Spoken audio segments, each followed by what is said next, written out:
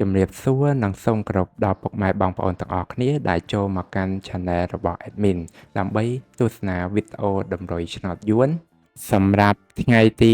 20ខែ4ឆ្នាំ2025សម្រាប់វេលាម៉ោង4កន្លះនិងម៉ោង6កន្លះដូច្នេះកុំបង្អង់យូរសូមពុកម៉ែបងប្អូនកលេចមកមើលតម្រុយ2លេខតម្រុយ2លេខ Admin គឺមានលេខ04 08 52 57សម្រាប់បោះ ABCD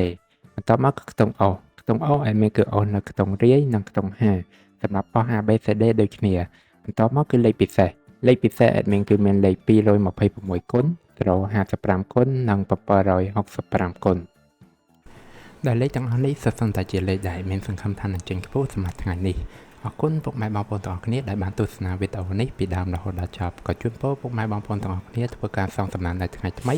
ទទួលបាននូវការហេងឆ្នះចំទាំងអស់គ្នាជាចុងក្រោយ Admin សូមពុកម៉ែបងប្អូនជួយ Like Subscribe និង Share ដើម្បីជាកម្លាំងចិត្តដល់ Admin ផងនិងដើម្បីពុកម៉ែបងប្អូនទាំងអស់គ្នាទទួលបាននូវវីដេអូថ្មីបានឆាប់រហ័សផងដែរដូច្នេះ Admin សូមជម្រាបលានិងជួបគ្នានៅវីដេអូក្រោយ